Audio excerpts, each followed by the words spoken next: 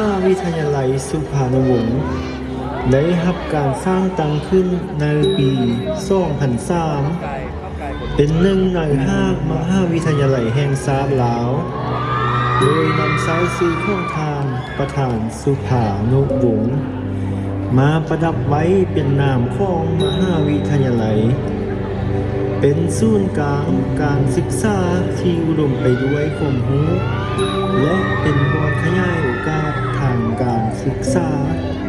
สู่ภาคเหนือของประเทศลาวตลอดระยะเวลา22ปีที่เติบใหญ่ภายใต้จุดประสงค์อันมุ่งหวังในการก่อสร้างทรัพยากรมนุษย์ที่มีพร้อมทางความรู้และความสามารถในสาขาวิชาต่างๆเคียงคู่กับการรักษาวัฒนธรรมฮีตของประเพณีอันดีงามเพื่อให้แทนเหมาะกับวิสัยทัศน์ที่ว่าลงลึกเฉพาะด้านพัฒนาท้องถิ่นก้าวสู่มาตรฐานสากลพร้อมปฏิบัติตามคำขวัญม.52อย่างเข้มงวด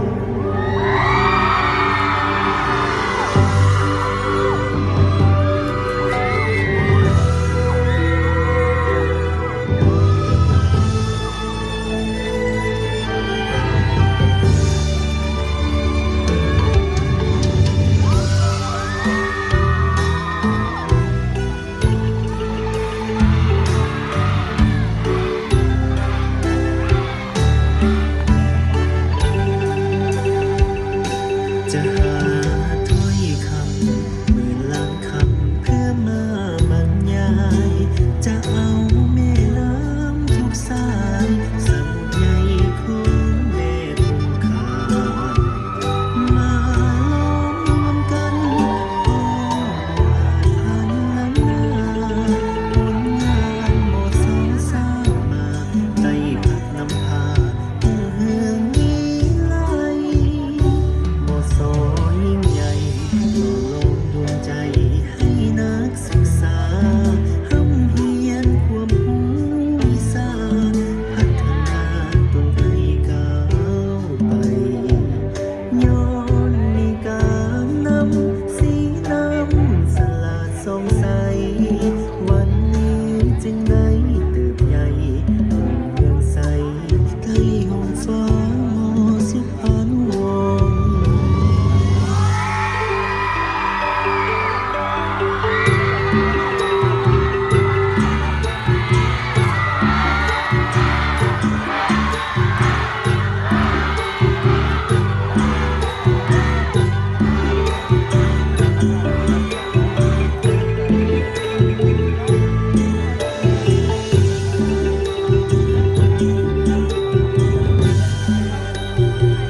สร้า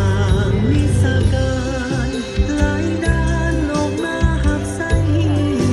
ตามหอยที่ฝากไว้สร้างสาเหล่าให้สดใสแวววาวสุภาณวงศ์นามนี้คงยังอยู่ยืนยาวสถิตไว้ในใจคนลาวของพวกเขาทุกคน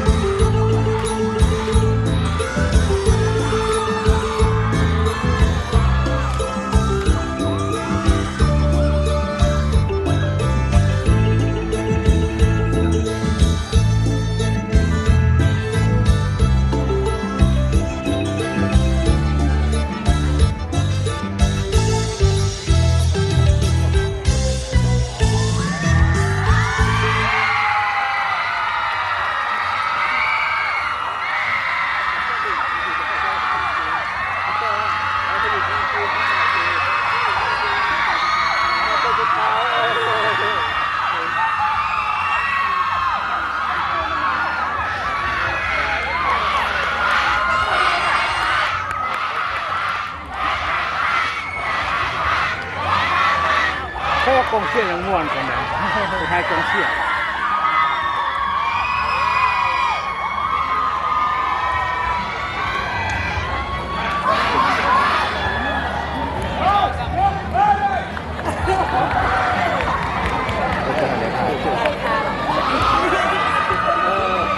เสียงอยู่ไสอยู่ไสกองเสียงเขา